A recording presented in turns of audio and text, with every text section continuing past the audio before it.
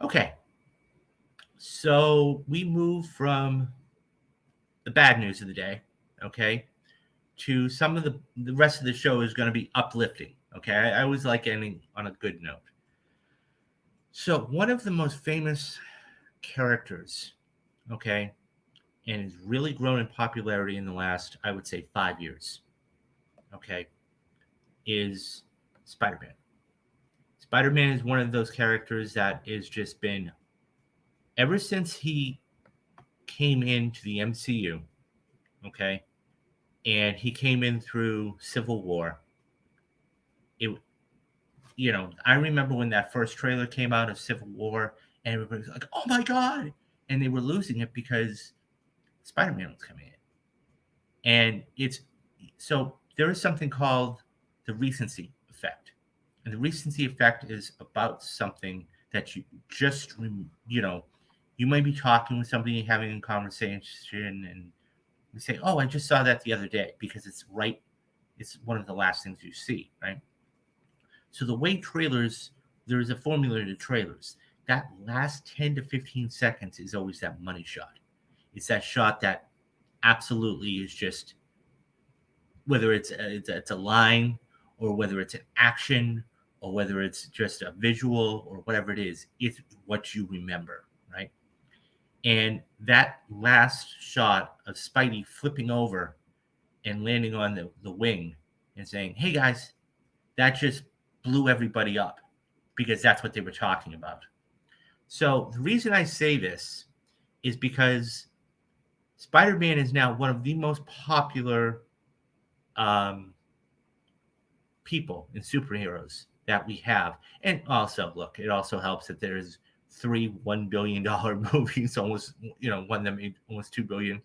So this comes from the Wrap, and I got a couple graphs I want to show you here in a couple minutes. Spider-Man will help Disney Plus spin a web that captures streaming customers. Getting rights to the Sony-controlled character films is a good move to battle churn. So Disney and Sony recently agreed to to move several Spider-Man movies to Disney Plus. Some were available Friday and others in May. A deal that will work favorably for Disney Plus, according to Parrot Analytics data, which takes into account consumer research, streaming, downloads, social media, and other engagements. Spider-Man is it's one of the few characters Disney does not have the right to. Um, and let's see, does not have the right to.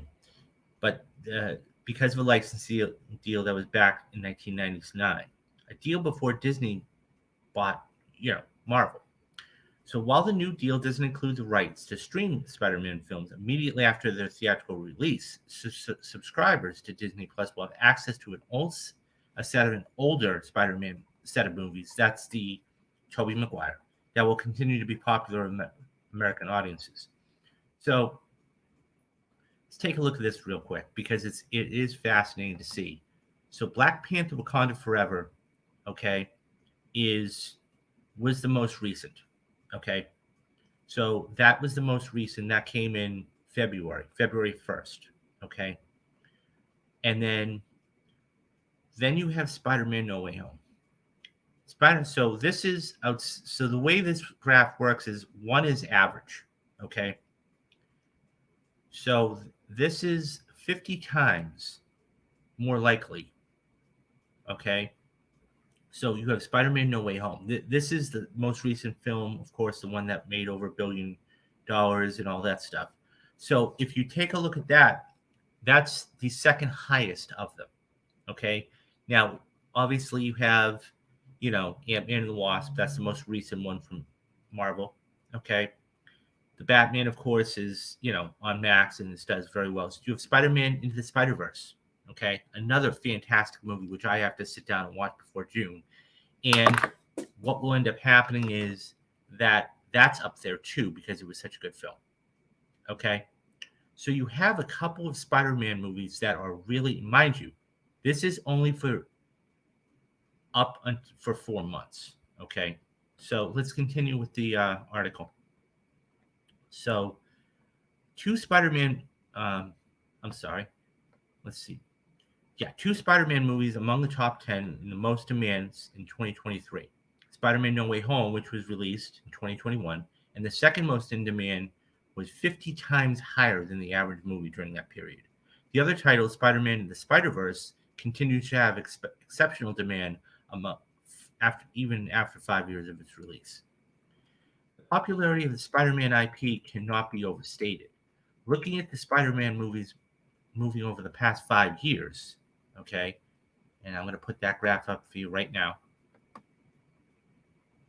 Okay. So what this is includes the older titles from the Tobey Maguire trilogy, starring those starring Andrew Garfield, as well as the most recent ones from Tom Holland. We find that Spider-Man is the second most in-demand superhero IP in the United States market. Closely following is the Avengers with a 45% higher than in the Batman. So take a look at this for a minute. This is another interesting graph. Okay. So you have the demand on the left. Okay. And so, it's done in Superman is, or I'm not sorry, Superman. Spider-Man is the top of the, nearly at the top of the food chain. Okay. Now, 2018 to 2020, you have to remember what movies came out during that time. Okay. So you had movies like Infinity War. You had movies like Black Panther. You had Endgame come out in 2019.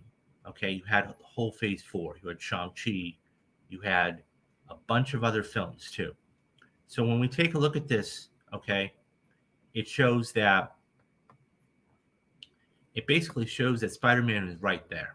Okay, so the Avengers are always going to be there. They're always going to be the number one movies because of Endgame, because of Infinity War. And by the way, guys, if you haven't watched it already, yesterday I just did a live stream, put it on the channel. Go back and watch the 5 years later of Infinity War. It's a fascinating retrospective I did. I watched it with the director's commentary on, so you'll enjoy that. So, but you had that in 2018. Of course, Endgame was in 2019. So Spider-Man is right there. And then you're going to see a significant drop off to the Batman. Batman is one of the top three, if it's one of the trinity of DC, right? I mean, it's Superman, it's Batman, and it's Wonder Woman. But that just is amazing to see. And then you see another substantial drop off, almost 27%, and that's to Thor. Thor. And it's just a magnet, it's crazy. So, and then of course you have the X-Men who are right there, and the X-Men have always been around, I mean, in one way or the other, they've always been popular. And then Deadpool.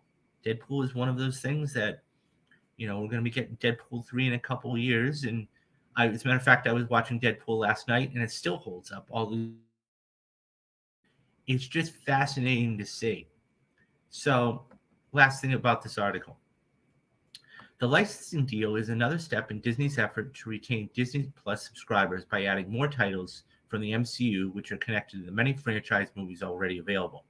When the web slinger swings into other Marvel films, something Disney negotiated in updated agreement with Sony, Peter Parker can keep fans engaged and eagerly anticipating the next installment of the franchise. Okay, let's talk about this because it's so fascinating when you see these graphs and these statistics. You go, wow, really? And that's why when you have, something like this, when you have all of the guys come into one movie in Spider-Man No Way Home, and it just blows up. Now, nobody thought that was going to be the second highest grossing film opening weekend of all time at $257 million. Nobody. And that was so, but that was one of the movies that had legs. All of that being said, it's just amazing. And it's really curious to see what's going to be going on and how it's going to be going on for the next Spider-Man movie. Because look, we've had Venom movies, we had, Venom go into, one of the cutscenes.